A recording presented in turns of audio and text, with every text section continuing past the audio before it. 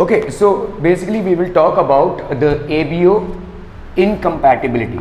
What do we mean by ABO incompatibility? We have seen that how blood groups are basically formed from different inheritable compositions, and we have also seen how these blood groups can be categorized as A, B and O, and what are the alleles involved in the formation of A, B and O blood groups. Okay, so now during blood transfusions we have to be very careful about what is getting transferred to whom. Okay, so during blood transfusions, during surgical operations, or during surgeries where a large amount of blood is required, or maybe somebody has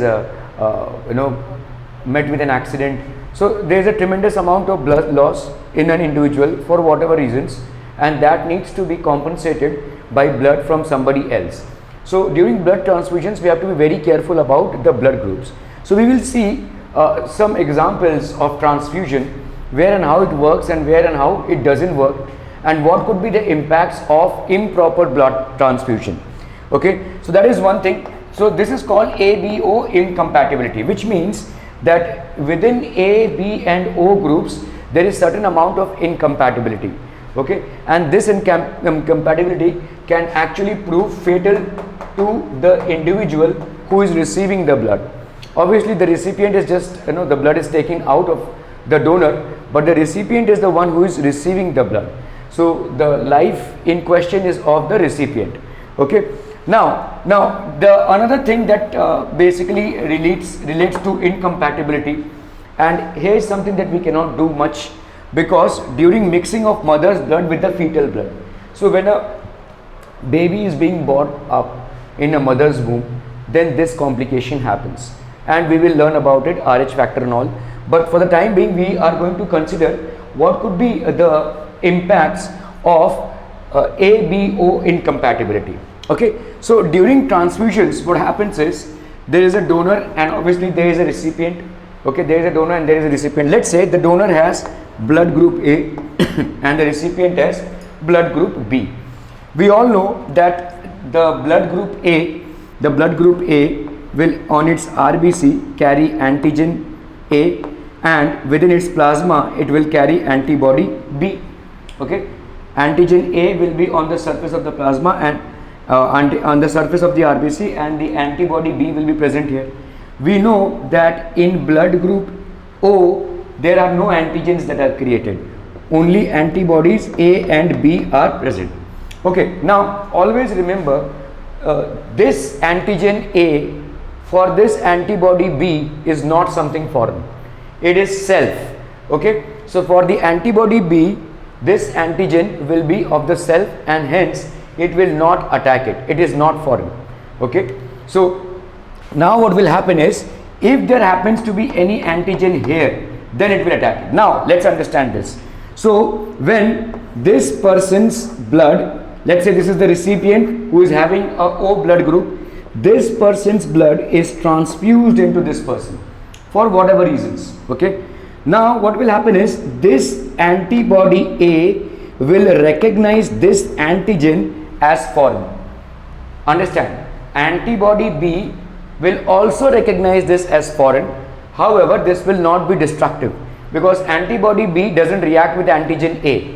Antibody B will react with, so the moment it sees here A, it will react with it, and it will lead to the, because this is foreign, this antigen A is foreign to the antibody, this antigen A is basically foreign to the antibody, this antigen A is foreign to the antibody A. So what will happen is destruction, this will lead to destruction of RBCs, or we can say agglutination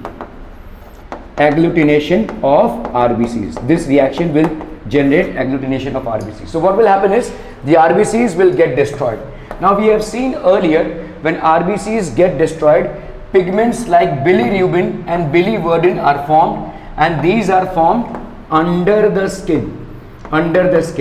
So what will happen is jaundice, and so this will result, so we have seen, right, when under the nails we see yellow color developing, or within the eyes we see yellow color developing, so that is a indication that the person might be having jaundice. Okay, so pigments like bilirubin and biliverdin are formed. So bilirubin basically will result in the formation of jaundice.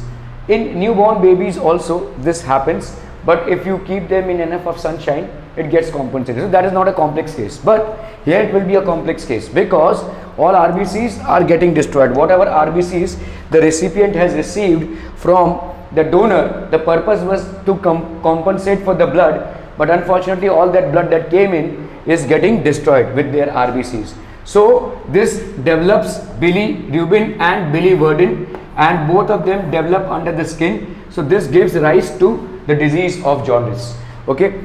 Also since this blood had coming from the donor to the recipient to compensate for whatever blood loss the recipient had undergone, but since all the RBCs have been destroyed, so this blood was of no use. Okay, because of which the the recipient is still under the same amount of blood loss as it was before taking the blood in during transfusion. So this will result in anemia, loss of blood. Okay, so these two conditions are the conditions or the complexities which are created due to wrong blood transfusion, and this can be absolutely fatal. Okay, this can even lead to death. Okay, now we will imagine a reverse situation. Okay, so let's say the donor is O, and here to be very precise we are talking about O negative. In a while from now we will also see what is O negative and positive.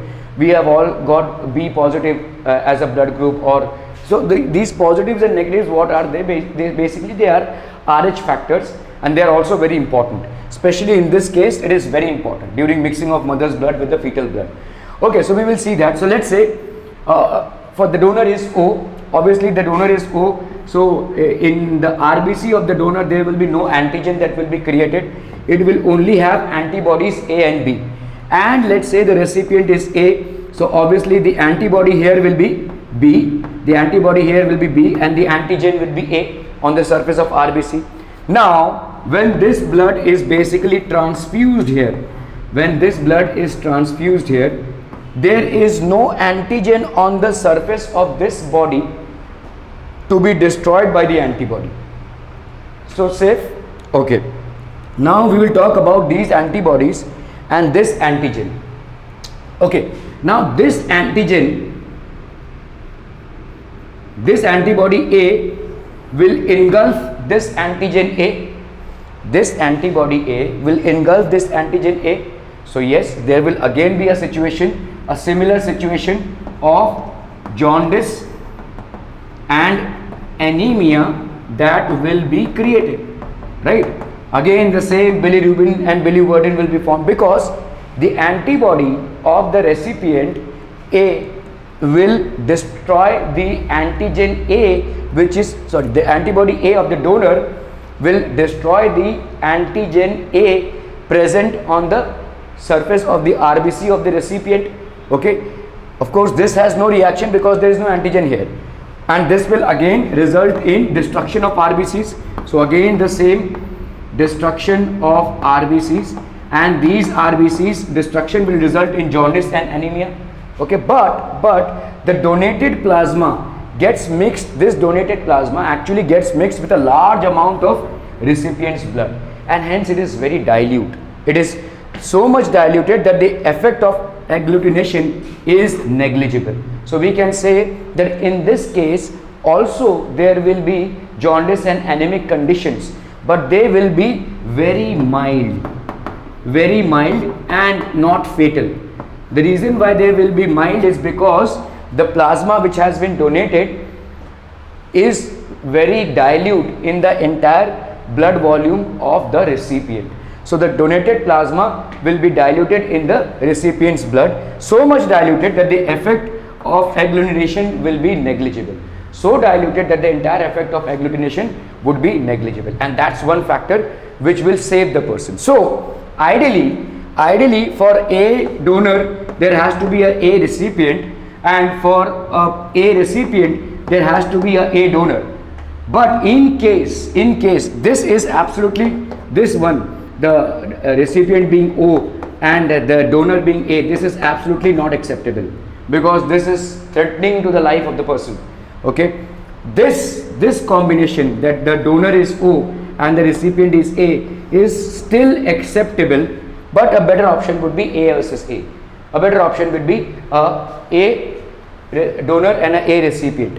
Okay, but in case the blood is not available, still an A recipient can be given the blood group of O, and this is the reason why. And although there is still some amount of destruction, but is not huge enough to prove fatal to the life of the recipient, and still can be managed. So these are certain blood transfusions which we need to understand and take care of.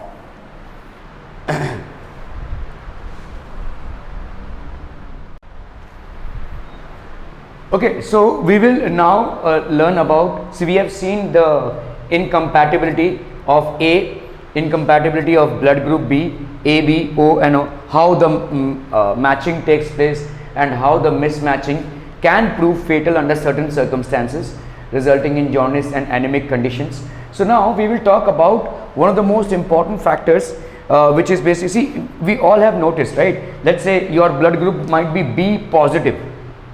Now we know what is B. Where is this positive coming from? Or O negative. So O is understood. It is due to the combination of recessive genes IO and IO. But where is this negative or positive coming from? So this positive or negative is actually coming from a factor which is known as RH factor. And we are going to learn about what is RH factor, where and how it is developed, what alleles are taking place, and what will be its presence and absence causing in a certain individual. Okay, so the RH grouping, the RH factor and the blood groups in 1940, Landsteiner and Wiener, the same people who were actually identifying or involved in identifying various blood groups of A, B and O, Landsteiner and Wiener in around 1940s, they discovered the presence of a protein, that is antigen, on the surface of RBCs. So they discovered a protein that is antigen. We all know that all antigens are a result of different proteins. So they discovered the presence of a protein that is antigen on the surface of RBCs, and this was known as rhesus factor or RH factor. So this was known as rhesus factor or RS factor, which was first discovered in the blood of rhesus monkey.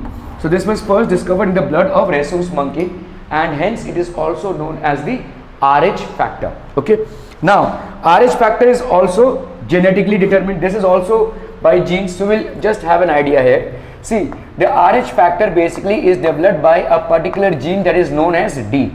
So either we can have a homozygous combination or we can have a heterozygous combination. Okay, so let's say if I say O positive, so there is no antigen A or B obviously, and there is an antigen RH which is present. So O, we know that it will be devoid of any antigens A and B, but the RH antigen will be present under homozygous conditions and under heterozygous conditions. This is how the RH factor looks like. Okay, so O negative, no antigen, that is A or B, and no RH. So absence of RH is RH negative, presence of RH is RH positive. Okay, so that's how the gene factor comes into place. So the RH factor can be segregated into two, that is RH plus and RH minus, depending upon homozygous gene combination or allele combination or heterozygous gene or allele combination. Okay, so this is basically normal, and it is normal.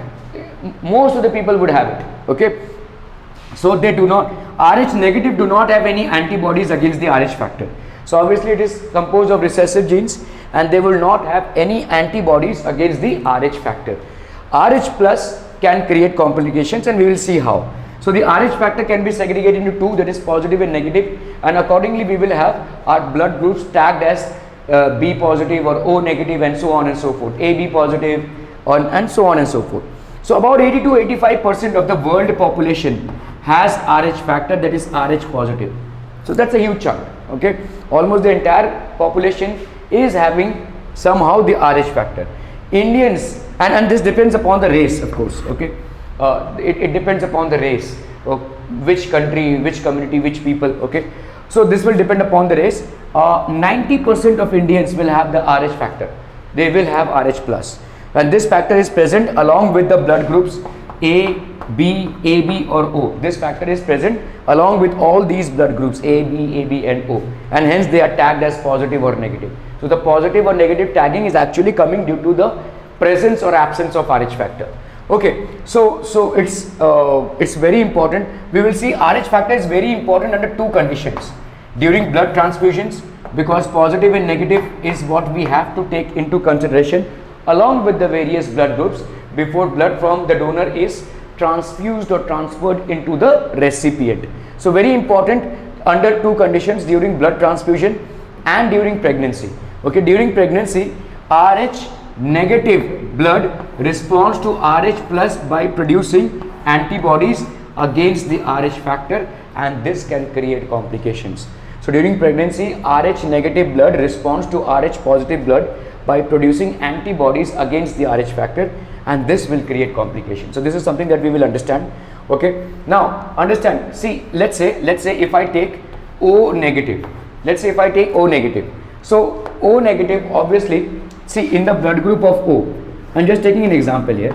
When a person having O blood group only has antibodies A and B, no antigen is present on the RBC surface, and let's say it is O negative, so no antigen, no Rh. Okay, so the O negative person can donate blood to a person having A, it can donate blood to a person having B blood group. Okay, as we have seen in the earlier part, the person having A blood group would have antigen A and antibody B. So obviously this antibody B will not be posing a threat to any of the antigens because there are no antigens present. Rh is negative, so obviously Rh antigen is not present, and neither are antigens A and B present. So this antibody of B will not pose a threat to the donor's blood. Okay, and the plasma which contains the antibodies A and B is getting so diluted in the recipient's blood that the antibodies A and B will hardly have any impact on the antigen A. The antibody A will hardly have any impact on the antigen A which is already present in the recipient's blood. So O, the blood group O can be donated, O negative to be very precise. It's see, prior to this slide we had seen O is the universal donor. However, to be very precise, it is O negative which is the universal donor, because if it is O positive, then that person cannot be regarded as a universal donor because some complications will be created due to the presence of Rh factor or Rh positive. Okay, so universal donor is basically a person who can comfortably donate his blood. This factor, see, although A and B might cause some amount of bilirubin and biliverdin to be developed or some amount of anemic conditions because some amount of antibodies will definitely destroy antigens, but not to a huge volume, very mild effect, still a person's life is at stake, so this chance can be taken. Okay, so O and B, and this can of course donate blood to AB as well, no antigens are present. Okay, and so A, B, and of course it can donate to O, the same blood group. So the person having O negative can donate blood to A, can donate blood to B, can donate blood to AB, and can donate blood to O as well. Okay, so that is one thing. So O negative becomes a universal donor. Okay, now if the now let's look at the AB positive blood group. Now let's look at it. Antigen A will be there, antigen B will be there, and Rh factor will also be there. Negative means Rh factor is not there. Rh negative means Rh factor is not there. Positive means that Rh factor would be there. Now we know that against A and B there are no antibodies inside. So if let's say a person having B blood group gives blood to this person. So look at this. So this will have no antibodies. So blood group B will have antigen B present on it, but since there are no antibodies to react with antigen, it will be comfortably accepted. Okay, so it can receive blood from B, it can receive blood from A, it can receive blood from O, it can receive blood from AB as well. Okay, so this will be a universal recipient. So yes, we had discussed about this earlier, but in that we had just used AB or O. Now we will be precise in using AB plus and O negative. because this is, in spite of having RH factor, it will not cause any threats. Okay, so this is about how the so now the problem here is no anti-RH can be developed. See, this is actually developing from antigen D. So naturally there cannot be any development against the RH factor. No natural defense is there against the RH factor, and this can create complications.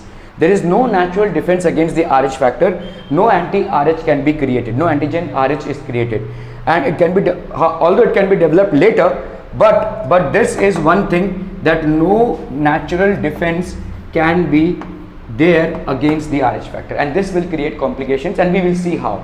Okay.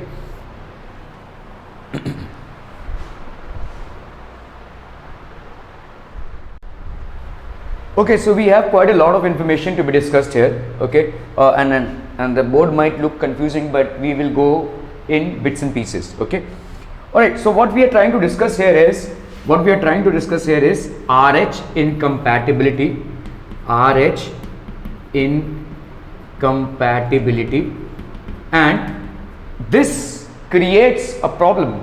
This basically creates a problem in pregnant women. Okay.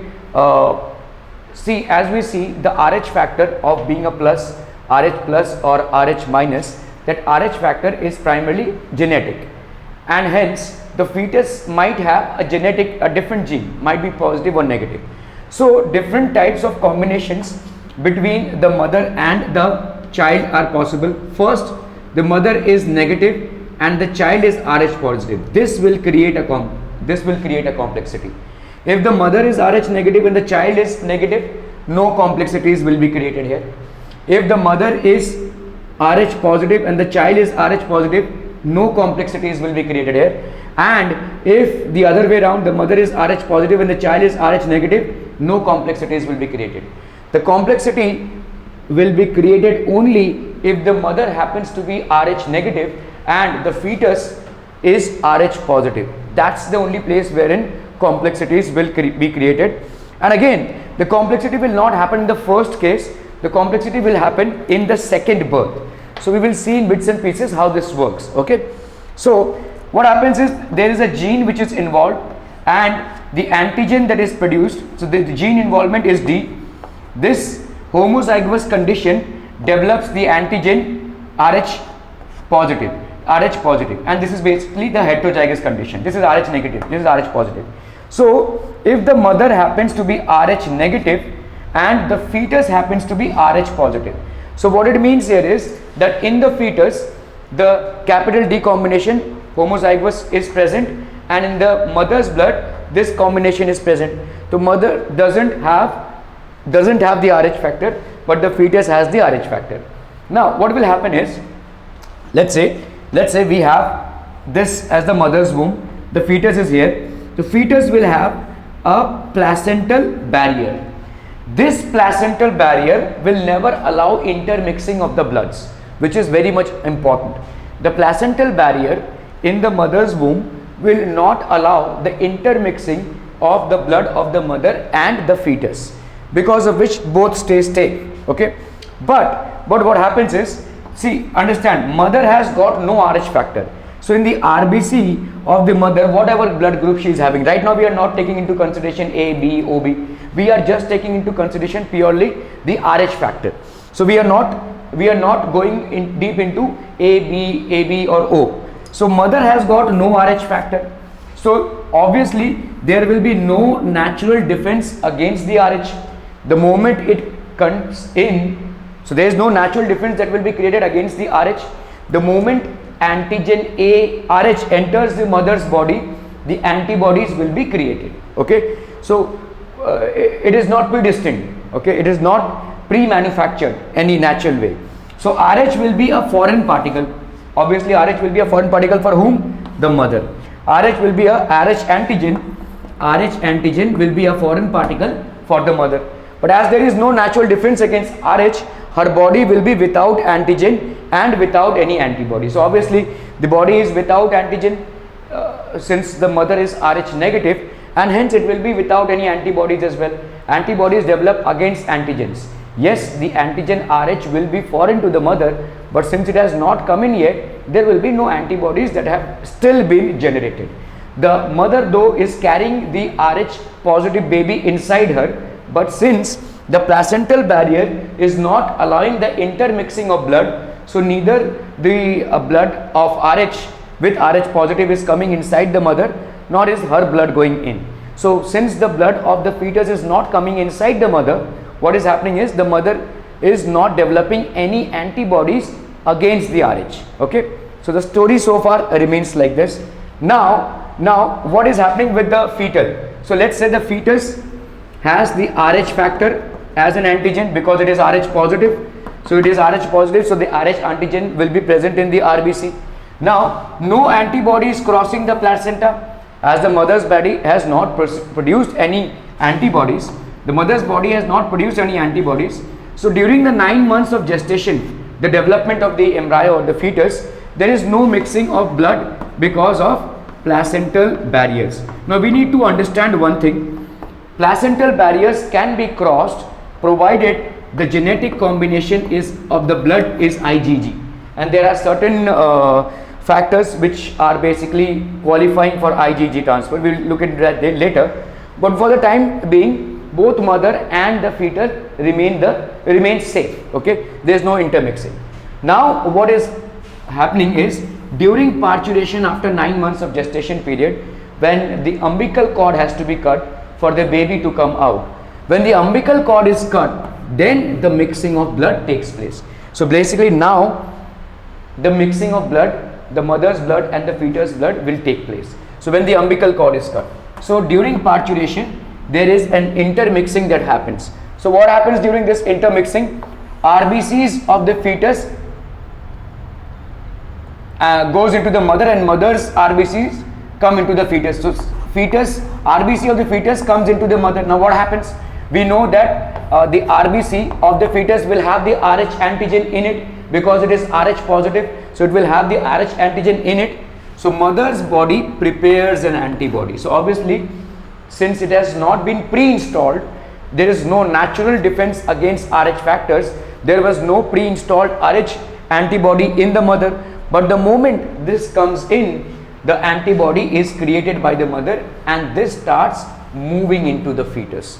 So this will start moving into the fetus, which means the fetus will be encountering Rh antibody. So these Rh antibodies are going to destroy the RBCs because the antigen Rh is present in the fetus. Yes, this will happen, but again parturition period is very less time, and there is a huge volume of blood, and a very small amount of mixing happens.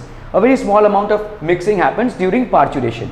So what happens is, yes, some RBCs do get killed, and what will happen is the very short period of time is basically what happens during parturition will generate some reaction. Although these reactions will be mild, they will not be life threatening. So many a times you would find that newborn infants are suffering from a very small amount of mild jaundice or mild anemia. Doctors suggest them to just keep them in the sun for a while, and this bilirubin condition will be solved. So bilirubin and biliverdin are the ones which are manufactured due to killing of RBCs. There is a yellow deposit under the skin, but this effect would be mild because very small amount of intermixing has happened. There is hardly, see, pregnancy when it results into the delivery part or the parturition part, it's a very small amount of time when the umbilical cord is cut. So when the umbilical cord is cut, yes, some intermixing does happen, but the volume of blood that has gone into the mother obviously has generated Rh antibodies, and these Rh antibodies will go into the child as well, but again very less amount of intermixing happens. So even if a complication is there, it is a very mild thing which will go in a while. So all newborn infants which have this condition will have some amount of bilirubin or biliverdin developed, and that will cause some low mild effects of jaundice and anemia. Now the complication starts. So what happens is, now the mother's body, which has not until yet prepared antibodies against the Rh, since this delivery has taken place, this birth has taken place, the mother's body has now naturally produced the Rh antibodies. So now it is installed. Okay, now it is installed. It was not there before the birth. The moment the birth has happened, this is now pre-installed. Now the complication starts when the woman is having second pregnancy.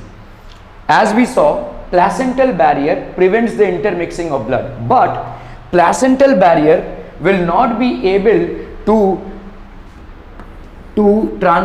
stop the transfer of any blood which is having this genetic composition, and Rh factor has this genetic combination. Okay, so Rh factor would have this genetic combination. So what happens during second pregnancy? Same situation, mother Rh negative, the fetus Rh positive. Now what is happening? There is already, so the fetus is anti-Rh, Rh plus positive, and this anti-Rh is now ready in the mother's body. The fetus is Rh positive. Anti-Rh, antibody Rh is already generated in the mother's body when the parturition of the first pregnancy took place. Now this crosses the placental barrier because it is of the genetic composition IgG. So the Rh factor will have the genetic composition IgG, and this can cross the placental barrier. So what will happen now? This will cross the placental barrier and it will go, this will cross the placental barrier and will go into the RBC of the fetus, and this is even before parturition. So what will happen? The RBCs will be attacked by the antibodies Rh. Why? Because in the fetus there is Rh positive, so this will be attacked by the antibody Rh which has been coming in through the placenta, which is crossing the placental barrier. So what will happen? All these RBCs will start agglutinating, and the fetal blood, the RBC component is going to die, and this will result in premature death of the fetus. This will result in the premature death of the fetus. So this process of destruction of RBCs due to transfer of Rh antibody developed blood from the mother through the placental barrier because of the genetic composition IgG to the fetus and resulting in the death of the fetus is known as erythroblastosis fetalis. So this is fetalis basically concerned with the fetus, and the erythroblastosis is taking place, which means that the erythrocytes are blasting off. Okay, so this will result in the premature birth. So just a quick recap of what we have discussed. Mother Rh negative, child fetus Rh positive, first pregnancy, no complications, but during the parturition slight intermixing of blood takes place. So the Rh positive blood enters the mother's blood, and the mother's body naturally develops antibodies against the Rh antigen. And during the second pregnancy, when the embryonic development has started taking place, during the gestation period itself, the Rh antibodies which were developed in the first pregnancy, they are of the genetic composition IgG. They will cross the placental barrier. They will cross the placental barrier and mix with the fetal blood.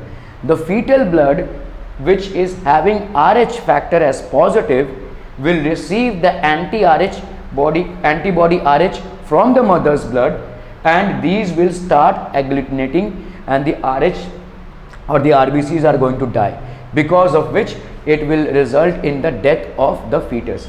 This is called premature death or erythroblastosis. Okay, so this might happen anytime and it's a dangerous condition. So what could be the remedy? So we have seen that during the first pregnancy, the intermixing of the blood is causing the development of antibodies of Rh. So what if we prevent that at that time itself? So the remedy is, as soon as parturition takes place after first pregnancy, as soon as the parturition takes place after the first pregnancy, the mother is administered with anti-D. Anti-D means anti-Rh basically. Anti-Rh. This blood, this medicine is available under the heading of RHO gum. This is basically commercial name. Okay, gum is basically a coding, and this is RH. So this would destroy the anti-RH that is produced. So as soon as the first pregnancy occurs, so because of that there are many blood tests which are conducted, and the doctors would know whether there is a mismatch of this magnitude. So they would know, and as soon as parturition occurs, the mother will be administered with anti-D, and because of which the anti-RH would be destroyed. The anti-RH which has developed naturally inside the mother due to intermixing with the fetal blood, this will be destroyed. So if the anti-RH is destroyed, then the second pregnancy, during the second pregnancy and development of the embryo, this threat would not be there. So this is one condition. So as we saw that this is how we can prevent the death, premature death of the embryo or the fetus in the second pregnancy. Okay. All right. So quite a number of more factors here. Mother, if mother has O blood group, then she will develop both antibody A and antibody B. So can cross the placental blood. So as I said, there are many blood groups which can, any blood group which has this composition, IgG types, this will cause the placental barrier. So blood group O also has this genetic composition, and it can cause the placental barrier. Okay, so now antibodies A and B are known as cold antibodies because they work best at colder temperatures, and anti-RH is known as warm antibodies because it works best during warm temperatures. So these are certain things, but what we need to understand very carefully is that the RH factor can be very detrimental or fatal to the fetus. So prior to this, we have talked about the dangers of blood transfusion. This is the dangers of pregnancy.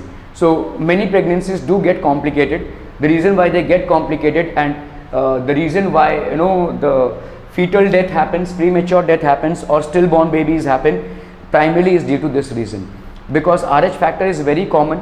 RH factor, as we saw, almost 90% of the people in India have the RH factor, so it's very common.